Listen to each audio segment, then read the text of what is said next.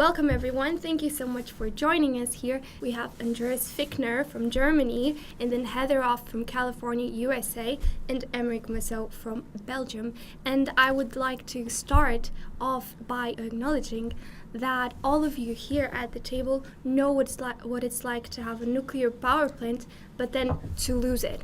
So we have Germany, where they shut down all the nuclear power plants, and then we have Belgium, where they're currently during a phase-out, but 2 of the power plants were extended.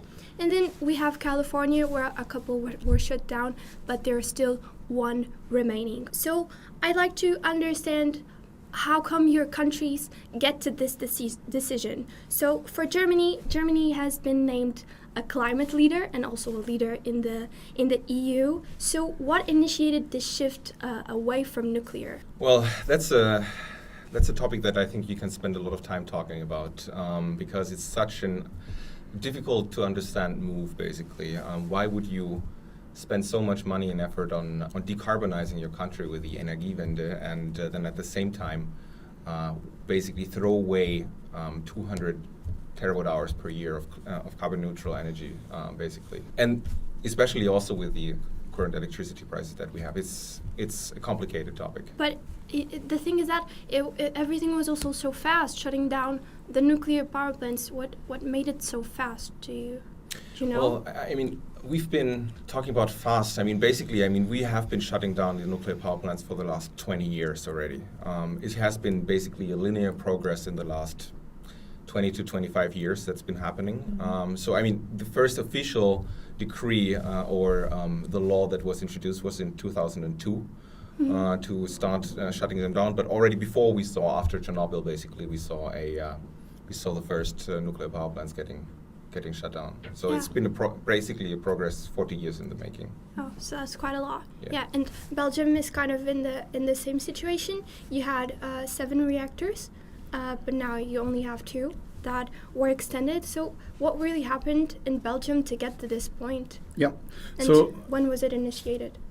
So it started, initiated in 1999 actually, when it was a trend together with Germany, I think, where the anti-nuclear movement was probably its peak and its strongest.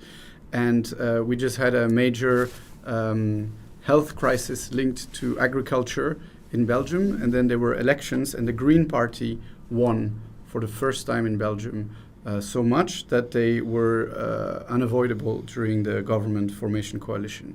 It was led by this farming crisis. I say this because people were realizing that it's important to take care of our environment in general, and the Greens really capitalized on this. And so when they went up to the government in 1999 and formed the government, the Greens, one of the non-negotiable points is that they wanted to phase out nuclear.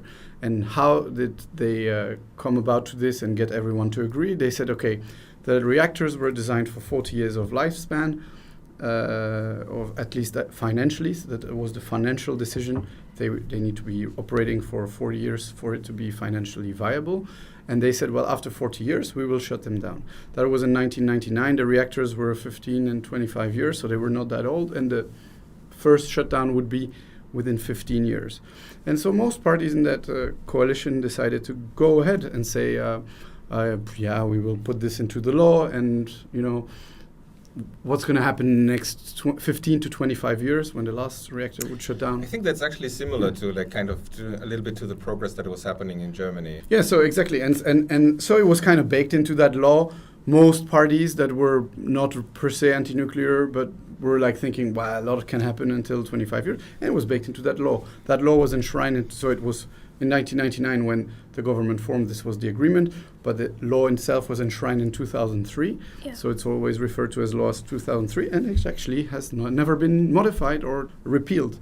And then in 2015, when the first reactor had to be shut down, they already came into we don't maybe not have enough electricity in the entire Belgian grid, so they decided to extend those reactors of 15 years. But saying now all in 2025, that means they would all shut down nearly simultaneously. And suddenly we have this this thing where between 2022 and 2025, all 7 reactors would shut down, which produce more than 60% of Belgian electricity.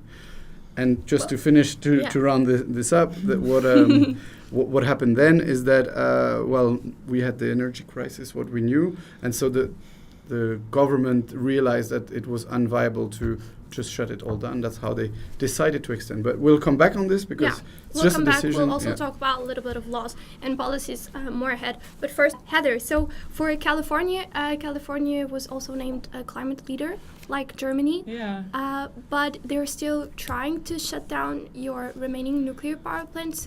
Is that correct? So Yeah. I find it really interesting. I heard Emeric talk about cost of electricity. We have really high prices in California. And I also heard you say that you had a designed runtime of 40 years, and then at 20 years, people are looking at shutting down nuclear plants. And I think that's part of the problem is nuclear is big nuclear plants are a large investment. And the way that we get prices down is by running them for a really long time. By running them for a long time, figuring out how to run them well, we figure out, how to be really reliable after we've been doing it for a while. So I see countries kind of overreacting to maybe some early failures or struggles, with cost or schedule, and not continuing to build nuclear or shutting down plants early. And I think that's a huge impact. And we have a really similar situation in California with, one of our early nuclear plants, Rancho Seco, was shut down by public vote due to expense because it was owned by a municipal utility. When was that? 80-something, 86. Right. California also talks about partnering with Germany on a lot of climate initiatives. Absolutely. I don't know if you've seen that a lot. I think that's also another interesting thing to explore because, we're both really trying to push renewables and spent billions and billions of dollars and haven't made progress reducing emissions. But why can it be nuclear and renewables? It should be, and it is. I mean, it is in look at France. They do build renewables as well, and look at what they have achieved in the decarbonization of their grid. I mean, it's just definitely we know it's possible and we know it works well. It's just difficult to see that some countries find it a bit hard to. Well, I think understand. Why it's kind of opposed is that, let's say, the green movement or the environmental movement, they know that decarbonization is important, but then their movement is also founded back in the 60s on anti-nuclearism. So it cannot be combined to decarbonize with nuclear, and so that's why people usually oppose nuclear with renewables, which is not the case. It's just that. Why is it like that? Why was it such an important part of the identity of that movement, of the environmental movement, to be anti-nuclear? That is, I think, is a very interesting thing to explore. And I mean, I can speak for Germany. Why the anti-nuclear movement was so strong in Germany is because since the nuclear power plants were built by the government, essentially, at least in Germany, I mean, the utilities were at that point, basically all of them were government owned. And so there was this very influential book which kind of represents, I think, the opinions and feelings of the people at the time, which was called Der Atomstaat, the nuclear state, basically, which kind of showed an oppressive government which would use nuclear power to oppress the people, basically, and see nuclear energy and nuclear power as an authoritarian form of energy, basically hard. Oppressive energy, basically, and we had all these massive protests, which were at one point cut down with a very strong police force as well. And is it that renewables are also seen as decentralized power, more power by the people, because it's, I think, more it seems, because I don't think it's true, especially with wind turbines. It seems like, it's decentralized and we can all own it, but actually there's a big conglomerate and it's big bucks as well behind all wind farms and solar to some extent. Because solar, people, you can put solar on your roof. You can't do that with nuclear power. Yes, right? Indeed. Yeah, but alongside with all this politics comes, I'd say, part of your work, which is pro-nuclear advocacy. So going back a little bit, let's say, I want to know how you got involved in this. So Emeric, your professional background is not really related to nuclear. So how did you find it? What made you so curious about it? How did you get involved? It's interesting indeed. So I studied engineering, aerospace engineering in the UK. I did a few modules linked to energy. It was called sustainable energy, so it was about electricity grids and energy in general. I learned a lot about it there. And then, I went about to my career. I worked for the Belgian Railways for the last 10 years now. And somehow in the last 5 to 7 years, it's been really a hot political topic in Belgium. I think nuclear energy, certainly the last few years, has been in the media nearly every week. And it felt really strongly in my guts, basically, that we are going to shut down a huge part of our industry, a lot of history and competences. As we were saying, we are one of the, let's say, pioneers of nuclear energy in the world. And we're going to let all that know-how thrown away. And on top of this, for what? We're going to achieve more carbon emissions. Belgium is worse than Germany. People don't know this much because we're a smaller country. But per capita and on a country basis, we will be the strongest, the country with the highest increase in greenhouse gas emission between 2020 and 2030 because of the nuclear phase-out plan. And you see, this is the thing that I just do not understand. And I had a feeling that it was more and more because people are just ill-informed and they just have gut feelings of things that are just fake news and that I need to be fought through. And you can only do this with activism because you need to explain, repeat, and repeat, and repeat. Because it's easy to spread a lie, it takes 5 minutes, and to debunk it, it takes years. Yeah, I'm really glad that there are people like you who continue to fight for this because it's actually very important. But now I would like to hear from Andreas because you're a nuclear chemist, right? So maybe the interest for nuclear and the will to advocate for it came a little bit more naturally. Can you tell me a little bit about your involvement and also Nuclearia? Yeah, so I've only basically become a member of Nuclearia 2 years ago with the start of the Ukraine war, because this was for me basically my wake-up call to say that there has to be some political action which has to be taken, and the only player in the field basically was Nuclearia. Before studying chemistry and majoring in nuclear chemistry and then working in nuclear waste disposal research, in Germany and in Europe. In high school, we read this book, Die Wolke, The Cloud, which is this apocalyptic book about basically what would happen if Chernobyl happened in Germany, basically. And it describes a complete breakdown of society, basically, and people killing each other. And we read this at school when we were 13 years old. And so that, of course, I took that home. I was talking with my parents, and my dad, he was a physics teacher. And he told me some stuff like, this kind of stuff cannot happen with German nuclear power plants because they build completely different than the Russian ones, and it's complete nonsense what you guys are being taught, or what you guys are reading there. And so actually I was giving a lecture, I was asking my German teacher at the time, my literature teacher, if I can have a little talk about that. So I prepared some slides comparing the safety features of German nuclear power plants with Chernobyl, and that was my first pro-nuclear talk, basically, at the age of 13. 13? Oh, wow. Yeah. But, I reused that talk a couple of times later. And then when I saw it, this topic went to the back of my head. But then I noticed that actually right in front of my door in Karlsruhe is the formerly biggest nuclear research center of Germany. And that's also where my dad kind of learned that kind of stuff.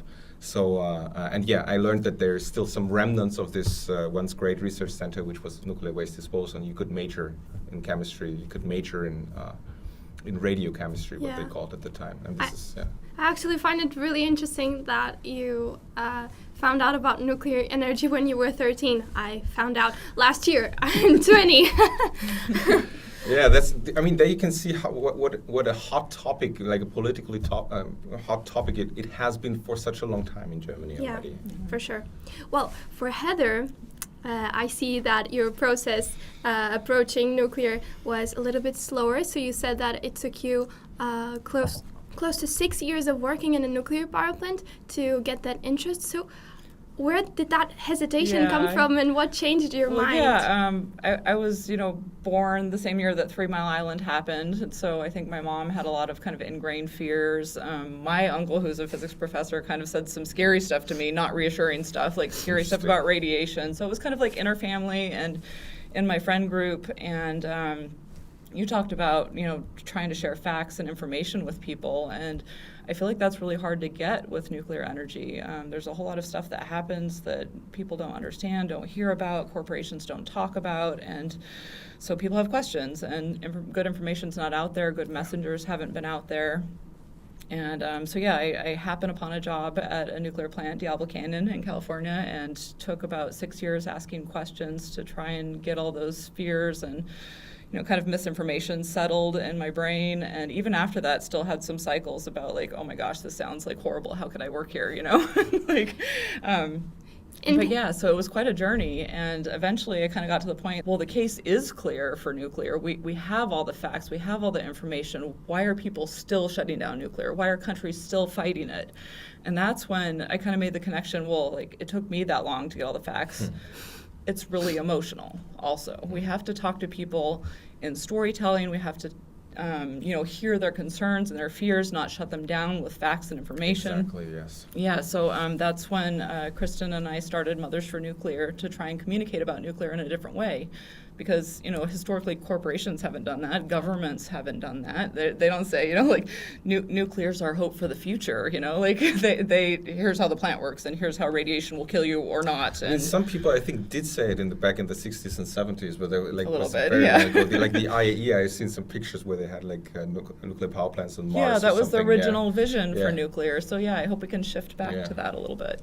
Okay, now let's talk a little bit about your work in advocacy. So maybe I'll start with Andres.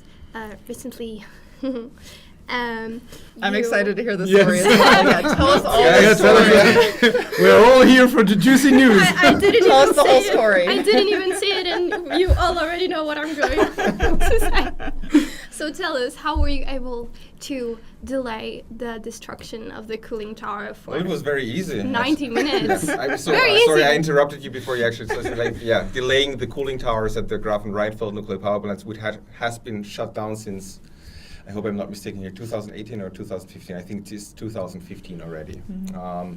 It was actually really easy. I mean, the police, there was a lot of police there. I think they had like 200 people, but they were really not prepared for something like that because it just has never been done before. Who's going to defend nuclear? Yeah, Greenpeace would. That's like Greenpeace stuff, and Greenpeace wouldn't do that, Yeah. right? So they were really surprised Because So- they were destroying the cooling tower of a power plant shut down in 2015. Yeah. And there was it was a show because it's a symbol of the nuclear power plant being destructed right at once. Exactly. Yes.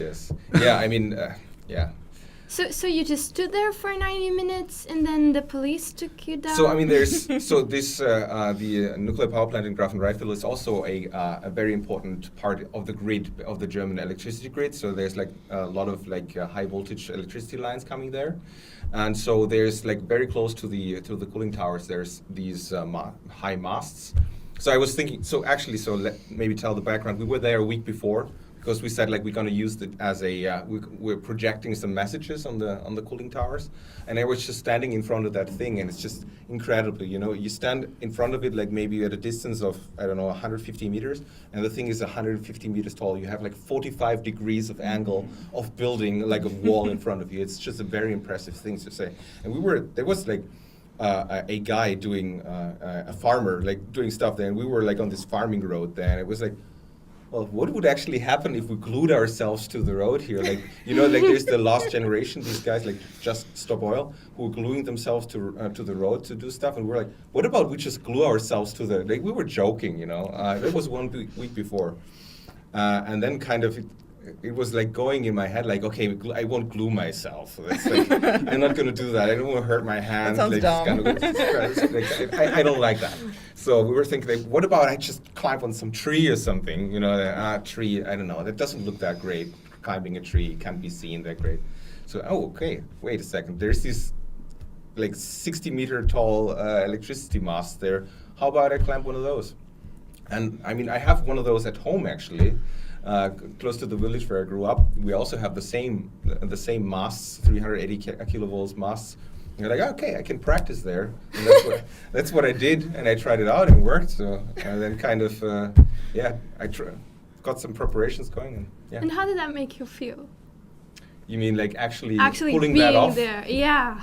I mean, guys, I was like at 1 hour, I think I was at a pulse rate of 180, something like that. Because there was like, they had a helicopter, you know. There was a helicopter like hovering on top of me for like an hour. And at any moment I thought they would like come and grab me or something, but they were completely oblivious actually. But, yeah, that's what you were telling me, is that you climbed, and because there were so much officials and, you know, people were not thinking that you would pause the destruction of this, like everyone probably thought you were part of that organization. So actually when I came out of the forest where I was hiding before, I thought that they would come from all sides. Nothing happened. I didn't realize that because I was in my tunnel approaching to that mast and then climbing the mast with my climbing gear, using this self-made ladder that I had to get on top of the first step. And then I was on top and I realized there's nobody coming. Actually, nobody's coming. And I was like, I took out my megaphone and I was like talking with the people which I could see in 200 meters distance. Nobody came for like 20 minutes until I told my friend, like, how about you guys call the police? Because they're not coming. I'm getting afraid that they're gonna blow the thing up with me still hanging there, you know? It was a little bit scary. Oh, that was scary. Yeah. Anyway. Okay. Well, you're here now. So, so I don't want to, like, we have some other stuff good. to talk about. Yeah. Let's go to Heather. Well, that's just a really interesting story. And when I first started Mothers for Nuclear, I feel like I did it because no one else was doing what I thought needed to be done. And I didn't want to be an activist, and I don't want to go out and like create attention. And this whole time I've been like, how do we get more attention for this issue? And it's like really, it goes against my grain. But so thank you for your efforts. And you know, I was working in research, like, you know, those kind of people who I was working with, you know, they would, it's just not something that you do, you know. That's same just at the not nuclear power something that plant. you do. We don't have activists so much, like or even advocates. Everybody knows what's right, you know, like knows the stuff about radiation, that it's so much less dangerous than everybody perceives it, but nobody would ever, like, go out and do a stunt like to draw attention to that kind of stuff, you know. Well, but it's Heather, not you actually also pulled off a great thing. You were able to extend the Diablo Canyon nuclear power plant. So I want to know. How did you I would do love it? to take credit for all of that. But yeah, so many things happened to make that possible, and part of it was just reality. You guys were talking about that a little bit earlier with the energy crisis that was happening in California, and I think our politicians finally realized that we're going to have blackouts if we shut down our last nuclear plant, because it's the only firm, clean power that's available during peak hours when everyone's running their air conditioners, and that would be a really bad look for a governor of a state to have blackouts.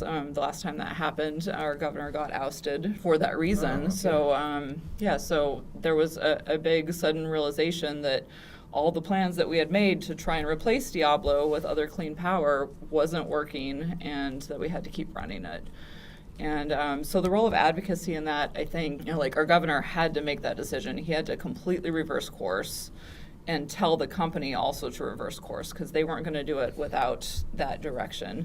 But advocates made it safe for him to make that reversal. We made it obvious that the public would support it, obvious that it was important for the right reasons, for climate, for things that, So you talked to politicians directly?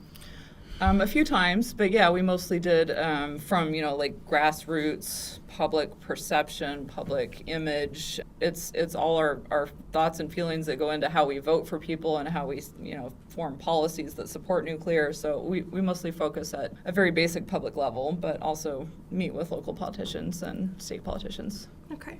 And then Emeric, you also did something similar. You were able to, alongside other Belgians, to extend the life of 2 nuclear power plants? Yeah, well, I think indeed it's a bit of a similar story, I guess, everywhere. But I don't think we really pulled it off ourselves. It's not us, but what I really felt in the last years, when I started to really be advocates, we tried to get the press it was not working, and every time I saw press messages about nuclear, it was to commemorate Fukushima, which they would then confuse with, they would say, oh, Fukushima happened, and then because of a tsunami, they usually say, but then it's they say 20,000 deaths, and they don't lie because they don't say it's because of the nuclear accident, but people don't make that. Yeah. So it's always this like negative messaging, and then there would be like these documentaries about nuclear waste, usually like asking rhetoric questions that they don't answer, and that it's fear-mongering. And then what I saw is that it's true that there was a bit the energy crisis and the first reactors that were shut down, but when we were there with the advocates to actually protest against the closure of the first nuclear plant, we got a lot of press attention, and I felt that closure days, right? The closure days, and I felt that the press was for the first time not reporting it negatively. They were very factual. And which year was that? That was 2022 in October, the first one, or end of September. And the next one was January of 2023. And you see, and so in this time that I was been an activist and that we've been more and more active in trying to show the press that there is popular support, these two events of the closure, we were the only ones there. So the activists pro-nuclear against the closure were there, but there was no one celebrating, oh, nuclear is being closed. Right. So I feel like the press was realizing, and this helped the politicians to realize, well, polls say that there's a support against the phase out of nuclear. Polls, you see positive demonstration for nuclear energy and against the closure. All this created the atmosphere that politicians felt more at ease to do this prolongation, which actually was so easy. And it was the green minister that actually had to do this against her own will and kind of, I think, against their backing support of the party. However, she felt very little resistance in the rest because she was actually pushed to do this. Then even the press was not that mean to her about it. They were more mean about what was in the past. So I feel that this activism has helped foster an environment where it's more safe, like you just said, for politicians to do the right decisions and to prolong. I think basically we're catalyzing. There was a lot of catalyzing happening. We didn't it's difficult to say whether we actually pushed the balance, because it has been the global situation with the massive attention which has been drawn to climate change and the importance of CO2 emissions, which has so dramatically changed over the last six years. 2018, that was when Greta spoke before the UN. So that's one of the global factors, and then we had the European energy crisis because of the Russian invasion of Ukraine, which also completely changed the European perspective on the questions of energy. So, and here we can we were catalyzing, basically making it easier for the politicians to actually do something, except that Germany didn't. So even though I see that you're doing great work with your advocacy, I understand that there are some obstacles in the way. I would like to ask, let's say, a group question. That is, what are the policies in your country or your state that are destructive for nuclear? Maybe Heather, you can start. Oh, wow, destructive to nuclear. Normally I get the question, what do we need to do differently to support nuclear, which is, I think, ensure nuclear's in clean energy standards. Right now in California, we have a renewable portfolio standard, which specifically, helps us bring more renewables onto the grid. So make nuclear a part of that. So, I guess it's damaging to nuclear to not be included in... To not get the benefits that the other renewables are getting. Yeah. So, and there's lots of programs designed like that to, prop up adoption of rooftop solar, like net metering in our country is kind of how we pay people for their solar that they generate with their panels during the day. If they're not using it at their house, we still pay them, the same rate, and then they can use electricity during the night when their solar's not producing power for the same price. But that electricity doesn't cost the same price. That electricity is really expensive because everyone wants it. So we set up these programs that, prop up other technologies, and we don't do that for nuclear. So that creates a perceived price gap, and that makes it harder to say that, harder to justify building nuclear, harder to justify keep operating it. So would you say it is illegal in California to build more nuclear? Well, that too, yes, yeah. So lots of different states. A few states have repealed their moratoriums recently, but some states still have a rule against building any new nuclear plants, as Australia does. Nuclear is illegal in Australia.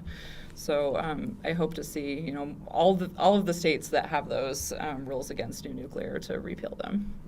What about you, Emeric? What do you think are the policies in Belgium that are a bit more destructive for nuclear?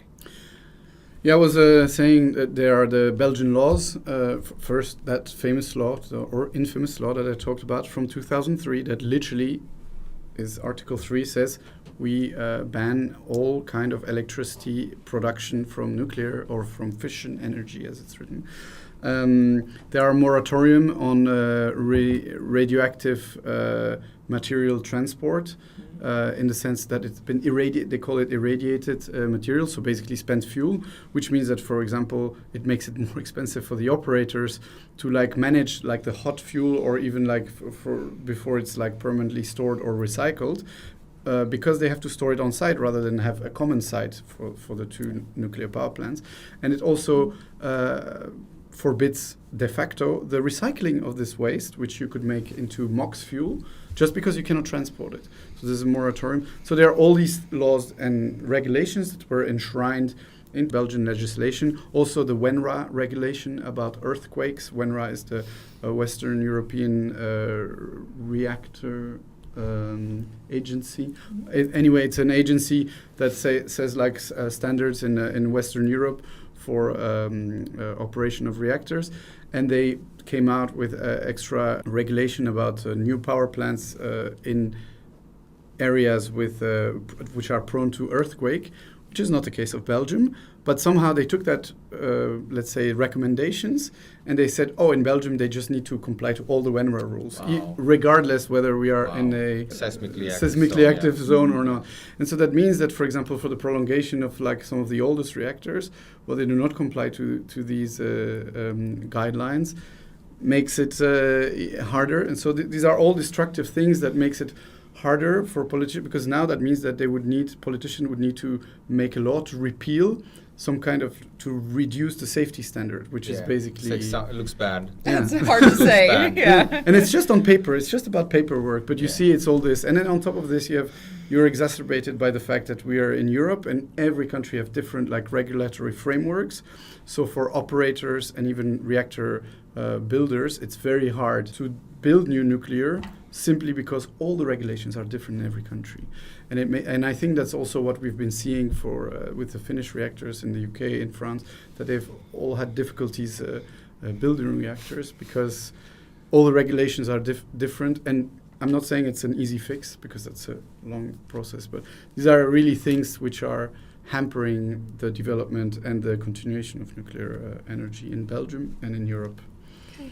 And in Germany, do you see some similarities to these policies? It's really very similar situation all over. I mean, it's the asymmetry basically in the treatment of carbon neutral energy between renewables and nuclear power, which is just completely unfair. It's just simply unfair. This year, Germany will spend 20 billion euros from the federal household directly feeding into the renewables.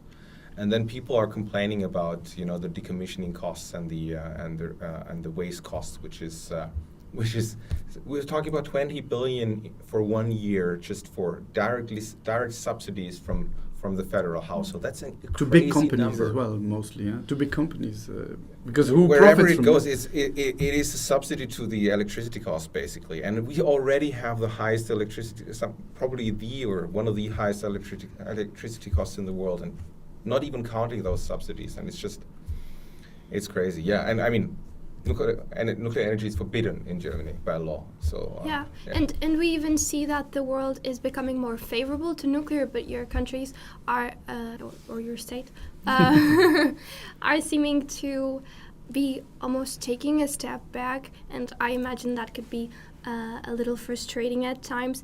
And looking at Germany, do you think there is a chance for reversal? Absolutely. I mean, that's why I'm here. Otherwise, why should I bother doing activism if I wouldn't have any hope, right? I mean, yeah, absolutely, I see it. And the thing which I think is the most important thing, which I'm fighting for, and also Nuclear is fighting for, there's different pro-nuclear forces inside of Germany. There's the nuclear industry.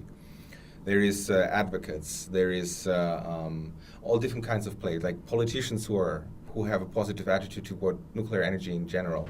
But what I think should be absolutely take the easy step forward. Don't go for don't go for a big goal in the distance, but take the easy step. And what is the easy step? The easy step is stop destroying the German nuclear power plants. They can still be saved, and that's just a message. And there is so much. Not the people don't agree on this. There is so much lack of hope, so much lack of vision there. We have always been doing it this way for the last 30 years. We won't be able to do this. There's such a lack of confidence in the nuclear industry and in the operators and everything. They just so I don't know, they have been just smashed into submission, basically. They lack the confidence and the vision to say, no, we can still do this. No, we can still save something. No, we have to stop destroying them. And that's just the most important part, that I just want to have people believe, have people so people have hope that things can still be saved, that they can be. That this can make a difference. And actually, I see that you helped write a report about the possible restart of nuclear power plants. What do you think really needs to be done so that can happen? The most important thing is stop destroying them. That's the most important thing. Stop destroying them right now. And I mean, it is. I understand that, so basically the people who were working in the nuclear power plants before, they are the ones, that's the cynical, the evil thing. The same people are now destroying those power plants, but they want to have a job. They're afraid that they're going to lose their job. So what if we now have a moratorium for the destruction of those nuclear power plants? What are they going to do? Who's going to pay them? That's going to cost money. How much is it going to cost in the comparison to those 20 billions that we're spending on those direct subsidies to renewables right now? It's just people don't put things into perspective. And what about Belgium? You're not as, let's say, advanced as Germany in this phase-out plans. Do you see a way forward in it, maybe extending more reactors? Yeah, I wanted to actually step in on this message of hope. I mean, we have two, let's say, circumstantial chances. Is that Germany was 3 years earlier than us to phase out their nuclear power plants. So we have, and it's our neighbor. So we have a neighbor, big country, famous, to show the world what not to do. Exactly. And so we have this You're welcome. Yes, exactly. thank you, Andreas. It wasn't my decision. But I think this really will for sure help. And on top of this, I see that we are changing through advocacy, but not just advocacy, just in general. The world is changing, and we are just lucky that phase out is actually a little bit later than it, not than it should have been, but would it have been, I think, 5-10 years ago, it would have been a different story. Now we see that the world is changing, and I do think that we have more to save. But as I said, there are so many hurdles that were baked into the legislative framework that will make it just politically difficult to extend more reactors, maybe build new ones. But I think that this is where we can fight it. And one of the things that one of the pro-nuclear association in Belgium is also doing is making a court case. So trialing in court the decisions of the operator to just destroy the power plants, to do chemical decontamination and so on. And this, we hope, will do a sort of moratorium onto these power plants so that they could be safe in the next few years. Because one of the things is that the operator, that is a French company that inherited through mergers and acquisition of these nuclear power plants in Belgium, and their core business is renewable and natural gas. And they're not interested in operating, so it's NG, to be clear. They're not interested, they've kept saying this, they're not interested in operating nuclear power plant further. And I think that we need to find the political strength and will of our leaders to say it's not a private company from France that will decide the fate of the nuclear sector in Belgium. And so they need to take it in their own hands, nationalize it, sell it to a different operator. A lot of things can be done. But these are things that are nearly taboos, you know. Even when I'm saying this, sometimes am I allowed to say this? It feels weird, but it shouldn't be a taboo. It should be just a thing. It's the energy policy of the country, how we do it, and who's interested to do it. Well, that's up to the market. If we want it to be a market-based approach, it can be nationalized, but it's not a company's dictate that can decide on the future energy grid or energy mix of a country. I mean, so. And it's also interesting that in the US, the more general situation is that we see some progress towards nuclear. We see that the US led the tripling of nuclear capacity at COP28 last year in Dubai.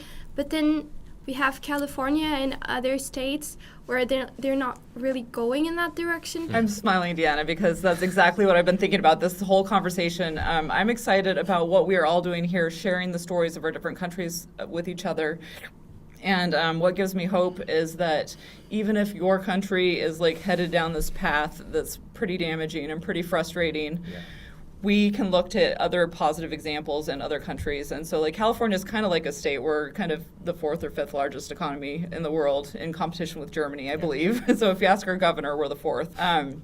But yeah, our country, the United States, is making huge progress right now, huge leaps about new nuclear. And our Secretary of Energy just said, you know, about the 2 plants that were built in Georgia, the Vogtle plants, which were over schedule and over budget. She said, that's okay. We have 2 down, 198 to go. We got to build amazing. 200 of these things like now. And it's super exciting. And so California, like maybe we'll drag them like kicking and screaming in Germany, and we'll get all these like outliers to realize that the future is nuclear and it's so important and everyone else is doing it. And if they're going to be last, then so be it, but everyone's going to do it. We're going to do this. Yeah, it's at least good that most of the country is looking into nuclear in a and world, positive, right? Yeah, I mean, in the world. People that don't have nuclear want it. People that have it want more of it. Yeah, that's really Things good are to looking see. a lot better recently, yes. Yeah. And now let's really talk about maybe the effects of closing power plants, because some people argue that we should have less energy. Others say we can still have clean, abundant energy. So I want to know what are the true effects of closing the nuclear power plants in terms of society, in terms of emissions and prices. Maybe Emeric? That's part of the story which I think is very hard to get, and correct me if you think differently, but to really show on hard data. Is it? Yes. I think for reasons that we are always in the present in a situation comparing what it could have been. And that's why it's all like with what it could have been can always be depending on your model, shown differently. And so a lot of people use this by the, let's say, anti-nuclear advocates. They will say, well, nuclear is the most expensive one, and then they will use their models and their thing to prove this. We know that the countries that have been shutting down nuclear, like Belgium and Germany, have one of the highest electricity costs in Europe. Yeah. So this is, but it's usually based on models, and then I'm not saying that it's wrong, but I'm just saying that it's hard to really convince the wider public and even sometimes the politicians, because they will say, oh, but we commissioned this like scientific report which says something totally different, like Lazard, for example, which are pseudo-scientific, we could say, but they're well, I mean, it's a bank. It's a bank, right? I mean, they did this report, and I think it's not a bad report, but it's just, I mean, like focusing on quite a small, looking at the price of nuclear power, they just look at new bills and they look at the price of waddle. How do you pronounce Vogel, it? yeah. Vogel. Yes. Yes.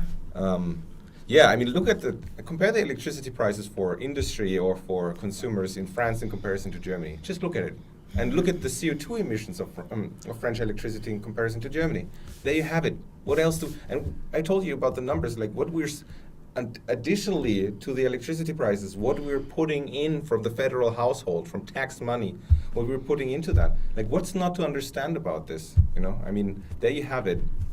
The issue of modeling is really interesting, I think, and you kind of hinted at they can make it say whatever they want, kind of, and we definitely experienced that in California. There was a lot of modeling done that showed we could shut down Diablo Canyon, that we didn't need the electricity from the plant, and you also mentioned earlier, like, what is true versus the truth. Like, a company can say a true statement, but that's not the whole situation. That's not the truth. We're looking at a small little piece. And so the modeling maybe has not given a good case up until recently. I'd say we have more data, we have more internet, and we have like more access to all this information about what actually happens with emissions when plants close. And so some of the first examples where we really saw that clear case, I think, was when San Onofre shut down in Southern California.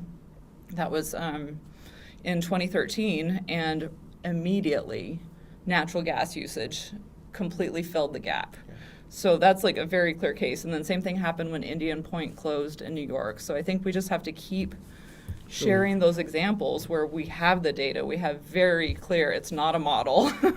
This is what happens, this is reality. Yeah. And you guys, I mean, for the electricity prices, you guys are super lucky in the meaning that you have such cheap natural gas, you know, like domestic natural gas in the US. We do, yeah. Yeah. So those natural gas power plants are maybe not increasing the price in the way, you know, but we're talking about emissions as well. We talk about emissions as well, right? So, But like you said it very well, in Germany, they were relying their entire nuclear phase out on the fact to have abundant, cheap gas. From Russia. From Russia, indeed. And it was always considered for the last 20 years in Germany that Russia would always be a very strong and, a trustworthy partner, because they made even Russia pay for their pipeline to go to Germany. So that means they thought, well, they paid for the pipeline, now they're going to have to sell the gas because otherwise the pipeline is not going to be worth it. Well, we know now the situation that we're in, but that means that it was really a blind faith into a blind faith for the future of Europe and of Europe's putting energy. it into the hand of a dictator, basically. It's crazy. Yeah. Absolutely. We actually see in the US that there is a desire to reindustrialize and strengthen the energy reliability. What's driving this, and did the energy crisis play a role in it? I would say that in addition to kind of the advocate arguments for nuclear that we've been using about climate change and trying to reduce emissions, that recently it's been more and more apparent that our demand for electricity is just going to go up like crazy. It's not just AI, it's not just electrification of, vehicles, residential and business, all those things are feeding into this, but it's like also the desire to reindustrialize, to start making steel again in our country so that we can manufacture things. Like we've shipped all of that out to other countries, and we're just kind of starting to we need to get the knowledge and get the processes and bring a whole bunch of those things back home and be a little more self-sufficient. I think, COVID and supply chain issues brought a lot of those concerns to light about relying on other countries for resources. So now we just need a whole lot more energy, and I think that's helping support the push for new nuclear. Talking about relying in other countries, and also before you were talking about the electricity prices and how they might have went up. For Germany, we are seeing some industry companies that are moving to the US due to the high energy prices. Oh yeah. How did this happen? Well, how did this happen? That's what happens when you rely on Russian gas and Putin is shutting off the valve. That's what's happening. BASF, I think maybe not anymore the biggest chemical company in the world. They're moving giant production facilities to the US. Investments of billions or even tens of billions are moving out of Germany into and other not just countries. to California, but to Texas, Yeah. because same thing's happening in California. People are leaving California to go to other areas of the country where it's cheaper. Yeah. So it's a natural move, but it's not only companies relying on cheap gas like BASF definitely is. But it's also manufacturing companies like the car industry, VW, Audi, BMW are moving more and more outside of Germany. Basically, our industry backbone, what it has been driving our economy for the last 80 years, is basically moving out of the country, and it's not clear what the consequences are going to be at this point. Okay. What about Belgium? How did the energy crisis and Ukraine's war affect the energy system? It has just shifted the paradigm.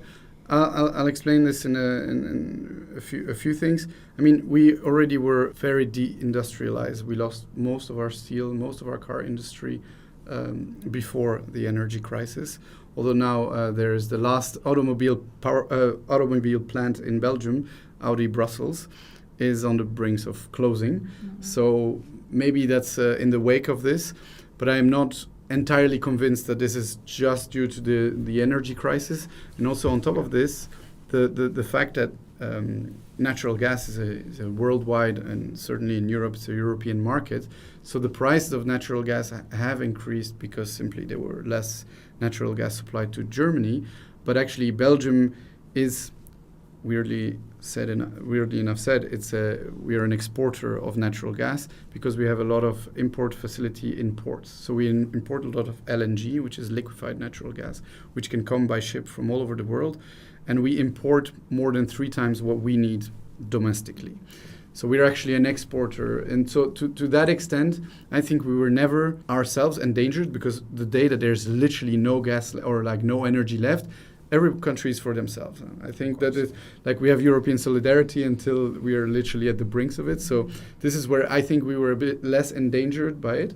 But in terms of prices, it was the same. Yes. And in terms of industry, I think we did not get that wake-up call as much as the US and Germany did, that we need to like reindustrialize. We are still like saying this, like, I wouldn't say fairy tale. Well, we didn't really get the wake-up call so far. Not yet, yeah. I mean, some people it's snoozing. That, yeah, it's kind of snoozed. Exactly. But I think we still have this idealism that in Europe there's going to be a place where it's manufactured, and you can't, in small countries like Belgium, manufacture everything. But I think we need to also in Europe get the same wake-up call as they did in the US, because you're right, we're kind of snoozing that wake-up call. It's still happening. Yeah. So basically, we can say that moving forward, what really needs to happen is a wake-up call. Is that it? Yeah, let's say that. Yeah. Another topic is that some people may have some concerns regarding safety of the reactors and maybe radiation. So how would you address that? How would you maybe make them feel a little bit more at ease, less scared? Mothers for Nuclear, one of our main techniques that we try and use is communicating with empathy, listening, really validating someone's fears by saying, yes, that really is scary. Like, earthquakes are scary. Not like, oh, the plant's so safe, like it's very robust and it's never going to, like, nothing's going to go wrong. Because if someone doesn't feel heard, then they can't kind of, like, process through those emotions. So that's how we start off, is, like, hearing, validating that concern, storytelling about, I used to have that fear too, and, like, here's what I learned. What do you think about that? Continuing to ask questions and be engaged. Yeah, as somebody who is been in like learning about or like working in nuclear industry or like in nuclear world kind of sphere for a long time, it's kind of like people tell you some fears and you just have to, like, you feel like laughing, because it's just such ridiculous stuff. But that's exactly what you cannot do. That's what you cannot do. You have to talk with the people, and if you want to convince somebody, you have to be patient and you have to listen to them. And of course, I mean, we don't have the time to listen to every single person, but we should try. We should definitely try. Yeah, and the thing with saying, oh no, but it's totally safe, you don't have to worry about that, is that you really create barriers on other people, and they just shut down and they don't listen anymore. And it's just what they think, and what they think is it. Do you have something to add, Emeric? Yeah, I feel indeed you have to listen and address the fears. You have the 4 things that people are against nuclear. It's waste, it's safety, it's cost, and it's I can't remember what the 4th one is. Yeah. But these are always a thing. And then you address the first one, for example, the safety with facts and figures, and you explain, and then you engage with Chernobyl and Fukushima and what are the realities behind it, even though these are actual disasters, but you have to put it into perspective and context. And then you go, okay, well, so they kind of acknowledge this, and then they get, but then the waste, and then it's like a totally different story, and then you talk, and then usually you lose people by, I would say, 10 minutes. And that's what I find the problem is that people, they have so many preconceived negative ideas that you can deconstruct maybe one or two, but not all of them. And that's where you still haven't like changed. But then I think it takes a lot of time. It can take too much time. Yes. And I mean, we need good media out there, which can address basically the questions of many people. And we do not have a lot of great media out there. You just have to see it as it is. And why is that so? Like, why did the nuclear industry not make such videos, or why have they not been like, why is that? I think they really need to shift in a big way, and maybe they're still learning how to do that now. And in the past, when people have come to them with these concerns, they solve them with technical solutions. Exactly. Like, you have this exactly concern. what I just yes, wrote down I know, here. yes. Instead of talking, we're gonna fix it. Yeah, we're gonna fix it. It's equipment okay. and plans We're gonna and make it procedures. even safer. Don't worry. You think about earthquakes? No problem. We gotta spend $2 billion more. We make it even safer, and we earn some money, by the way, in the progress. Our companies have been doing that for a long time, and that's a large part of the reason why nuclear is so expensive. And we need to talk about that in a very sensitive way, because when you say, oh, I want to like roll back safety, or I want to deregulate, or I want us to assume more risk, like all those things sound really scary. When you talk about nuclear, yes. So it's really important to give people the context of kind of what's happened over the years, and like, would you want us to be spending money on things that don't actually change the level of safety? Like, I don't think you would want that. So let's talk about, like, is that actually dangerous? Yeah, I mean, it's really, like understanding to which degree, like how far off the public perception is away from the actual risk, to like fathom that, because sometimes we're talking about like not a factor of 10, not a factor of 1,000, but we're talking about a factor 100 trillion. Yeah, I thought you were going to start giving the 10 to the minus 6 numbers. Yeah, I would want to say like 20 orders of magnitude, basically, but people will not understand that. So, because I mean, sorry guys. look at the Chernobyl series. Where like in the in the trailer, I watched the trailer, and they were like, every uranium atom is like a bullet, and in this reactor has like super scary. Like, every uranium atom is a bullet. Like seriously, like we have in our body as we speak, we have 100 trillion uranium atoms in our bodies right now. There's a fact. So there you have how many orders of magnitude the talk is off the reality, basically, and how can we like catch the people back into like what is reality here? It's just so far off.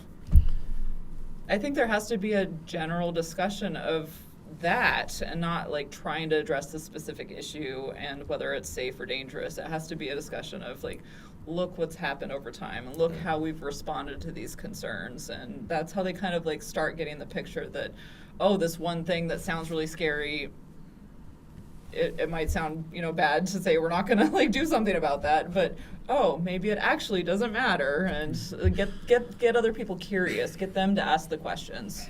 And you're right, and I think it's a very good point. I never saw it from this angle, but that you say that the nuclear industry, they fixed everything technically, even fear of people. Yeah. We will just fix it technically, yes. rather than actually addressing and communicating. Instead of, no, we're not good at talking. We're good at building because we're engineers and operators. But it's actually crazy, and that's why in the media, in the traditional media at least, you see usually negative stuff about nuclear, and this, I feel, is changing for several reasons. In the Netherlands, for example, there's a very famous comedian that came called Arjen Lubach that made a whole sort of comedy documentary, but very factual about nuclear, addressing these 4 fears. And it was a pivotal point in the Netherlands history in 2018, where Dutch people started to realize maybe we need to, and now they're commissioning a government inquiry how to build new nuclear. So this shows the power of media, But now traditional media is, of course, like rolling back slowly, and it's more like independent content creators, YouTube, YouTubers, what we're doing TikTok. here.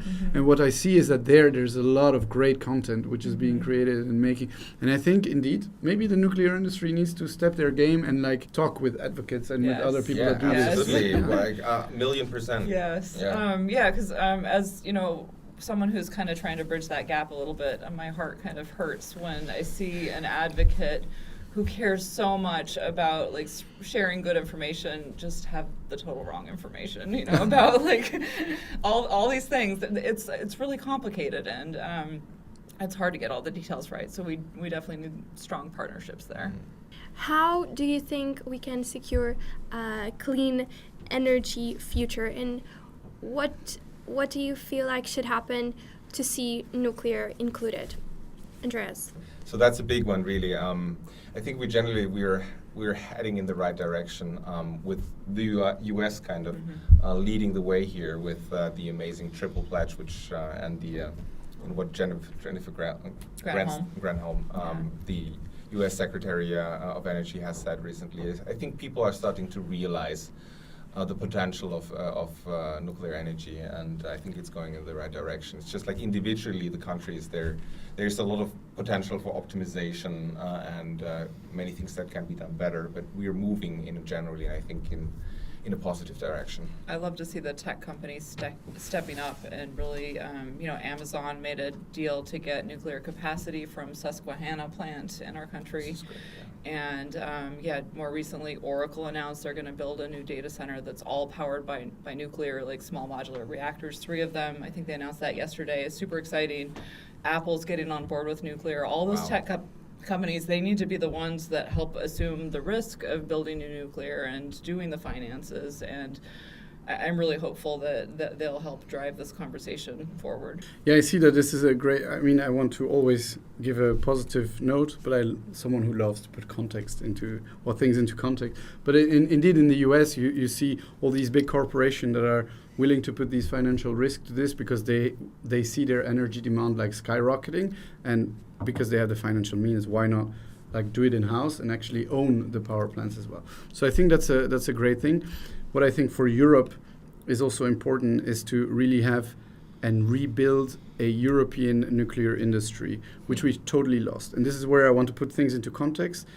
A lot of people that are watching us will know EPR, what it is. It's this famous French reactor, or infamous, that is being built in France, that was just commissioned in Finland, and they're building 2 in the UK and maybe some more in the future. EPR stands for European Pressurized Reactor. Why does it say European, not French or something else? It's because it's a cooperation between the Germans and the French, actually.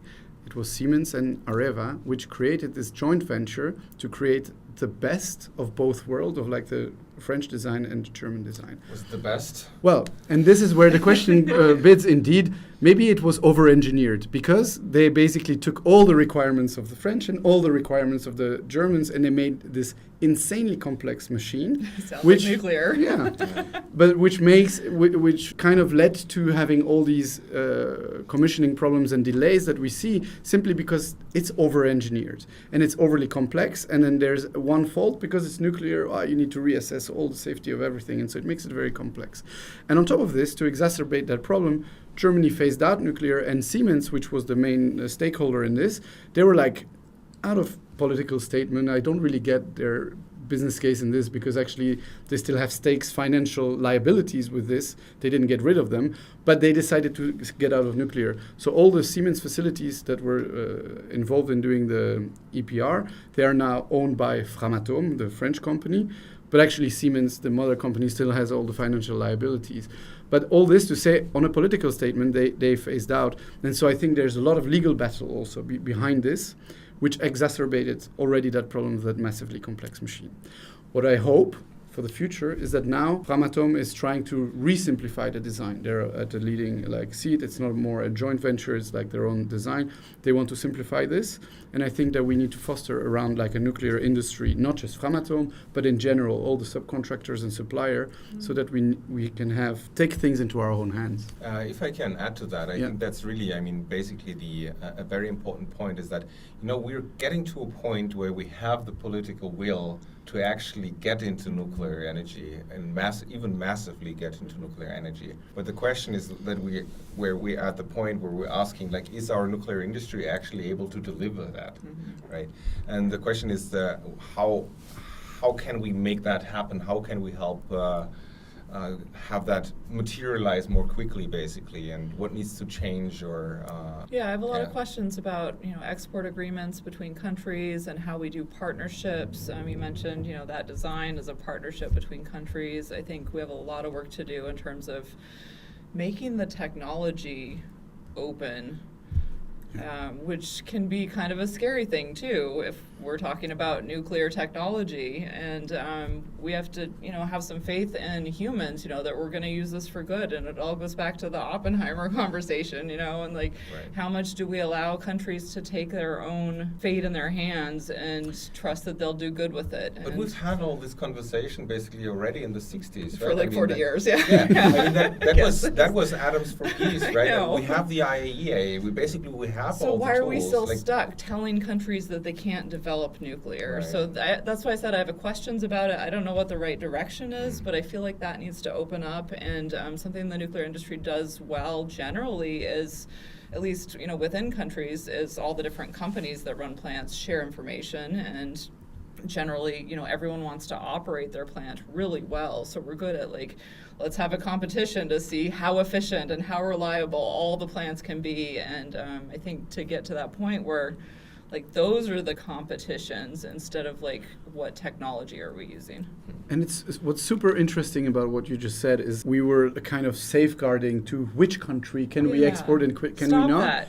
Indeed, stop this. But by the way, I do believe that this is kind of over, and the reason is because in the past it was the West that had the monopoly on technology and on good technology, and so we were kind of like, we are the good, and we decide who's evil, and so we decide who can and who we cannot. hold all the power.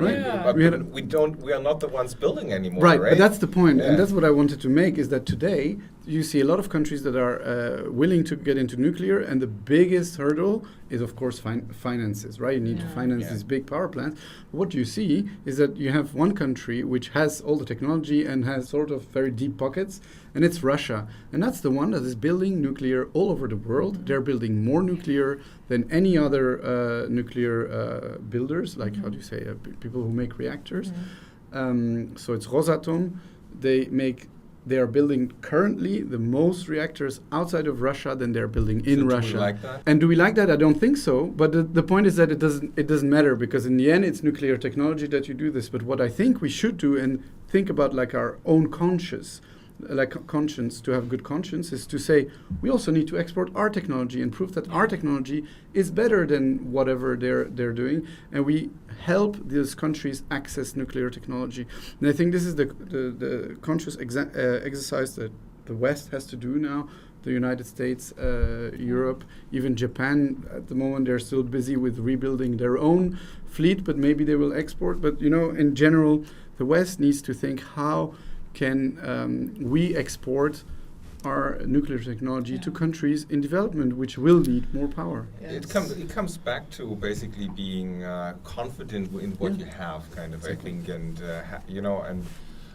and think that you have something to give, basically, also in a way, and I think that in nuclear technology that wasn't something that the West was seeing themselves as being strong at. So basically, overall, we see that all this fighting and the advocacy is turning out to be worth it, and we do see hope regarding to nuclear. So to finalize this, I want to ask you to send a message to your fellow advocates and also for the people around the world. Heather. Oh, yeah, Emeric. Can I just make a small statement before this? Because actually it's very special here. We're here in Lisbon, in Portugal. Country which does not have nuclear power at the moment. However, we are here because there's a new bunch of young advocates that created this new advocacy group in Portugal to foster it. And I really want to say congratulations, this is really good, and this gives me so much hope and so much energy to say, we need to carry on this fight, because you see young people there, and your hurdle are more difficult than ours. We just want to save our plants. You want to build a whole industry. It's amazing to see that energy, that you want this and that you think it's possible and that you advocate for Yes. this. So Thank you. Thank you so much. Congratulations. And Go like- Nuclear Vision Portugal. This is Thank great. you, thank you. Yeah, like I said before, the people in our group, me included, we only discovered nuclear last year because of Mark Nelson, and we decided, okay, let's do it. It's clean energy. We needed it. It's reliable, and it's actually been an amazing experience, and it is so great to have you here in Lisbon. And it's such a great opportunity. Thank you so much. Thank you. So now Well, we'll go what I want to through tell to the message. advocates who maybe aren't advocates, but we're talking about being an activist or being kind of like a nuclear worker. I want to tell nuclear workers that it's time to get loud with your support for nuclear energy. And it's not just, like sharing here and there with your family and your friends and your neighbors, which I think all of us do, but it's really like putting it out on social media, the value message of nuclear energy, why we need it for our future. And there's a whole lot of people out there that support nuclear. And I think in the US at least, it's been the silent majority for a long time. So in my country, I'd like to encourage everyone who supports nuclear to come clean with their support and speak up. Get out there, get loud, say it. Come out. Yes. Can I ask you a question as a nuclear worker? What would you say to fellow nuclear workers around the world to come out as an advocate?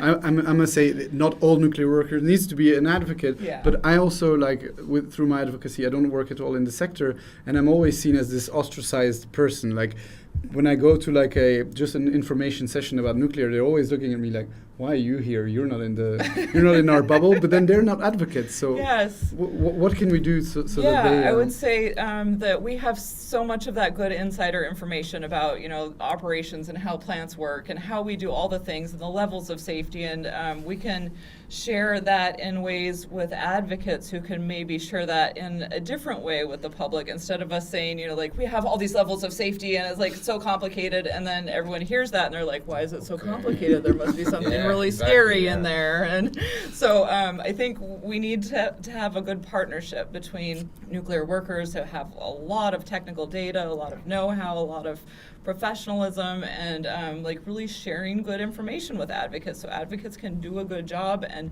have the data to back up their statements when they go out and say, this is the reason nuclear is important, and here's why it is actually safe, and here's why. Yeah. Get out all that detailed information and turn it into a digestible message, Yes, basically, yeah. right? Yeah. Yeah, so to nuclear workers, there's help out there to do that. Just, share that with the advocates, and to advocates, please come to nuclear workers and ask them questions.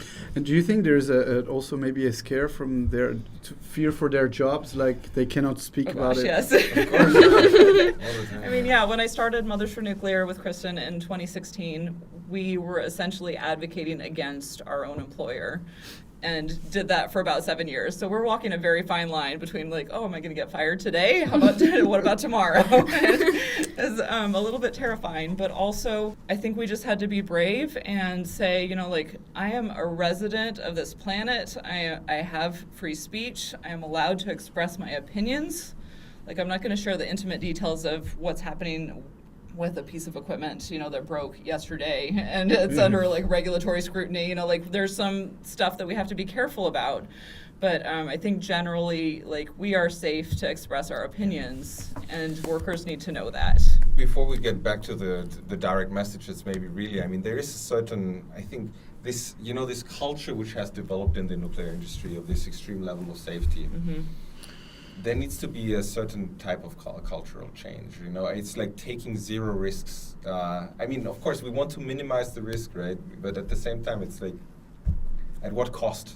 So for all the nuclear supporters in Germany, I don't know how many will be listening, but we need to address what we can do politically as soon as possible, and we should talk about what can we actually save of the stuff that we have in Germany, and get out there and talk about this. We have to create a strong we have to create a strong force in order to influence the politicians to actually make the right decision to change our way and to save what we still can save. And we really have to put our differences aside and focus on what can actually be done. Get together, talk about this, and make a difference because we can. Can Yeah. I say something Yeah, about that yeah. real quick? I have extreme hope for bringing nuclear plants back to life because it is starting to happen in the United States. The Palisades plant in Michigan is going to restart, and that's super exciting. And now That's amazing, yeah. nuclear sites around the country are like, well, what can we do with this nuclear plant? And how about this one? Like Yes. 3 Mile Island, we're going to restart in That's 2028. amazing. And Palisades was I put in include like how do Safe they call store, it? Safe yeah. store. Like, Yeah. They didn't Cocoon. like immediately stop like Yeah, but 3 Mile taking it Island, apart, like right? we That's already different. That's different. concreted in the fuel transfer tube from like there's stuff that they're gonna have to go jackhammer it out.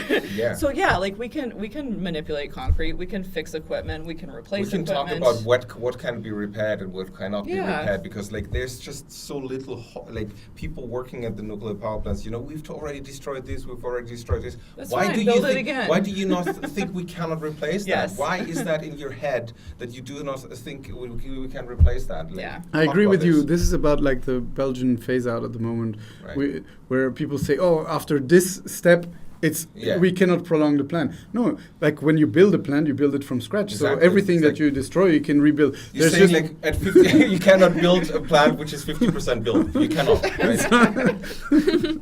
So what about you, Emeric? What's your message? So it maybe come back to how before I became a real advocate, when I was talking to colleagues at the very beginning of my career, and I saw that this one colleague was very hostile towards nuclear energy, and then to me, for a very, very long time, I've intrinsically always been pro. I thought it was important to have nuclear energy. It was just not so much a topic because we were not yet shutting down stuff, and this created a taboo for me, but I think it's for everyone. And one day, a bit like you said, it's not in one day that it happened, but I felt like I started breaking that taboo, coming out. Just say, no, I'm pro-nuclear, and I live with my life, and I can assume it, you know. And then starting this conversation, this is when you realize that you have other people that go, oh, you too? Oh, okay. Don't say it too loud, you know. And so you see that there's this taboo. So to your fellow advocates, please come out and just dare to have a conversation with your family, with your friends, with your colleagues. You're going to have people who are against, and it's fine. And, you know, people can have different opinions. It's just important to just talk about it and talk about their fear and have their emotional responses. It's important. Like, you cannot just, like you said, bombard people with facts and figures to say you're wrong and I'm right. No, you have to let their feelings. And some people maybe might never be convinced because they're scared. And it's like flying. Okay. Everyone it's okay. Everyone knows flying is safer than driving, and yet people, they don't think twice to take their cars. But getting on an airplane, some people don't even dare to, simply because they're scared.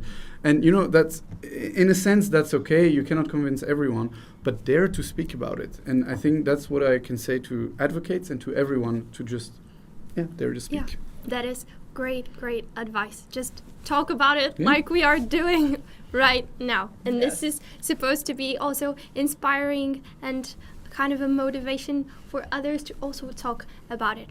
So insightful and informative conversation. So thank you all for being here. It was really such a pleasure. I hope you all enjoyed, and for those who are watching, if you want to know more about our guests, you can check their links in our bio. Thank you so much.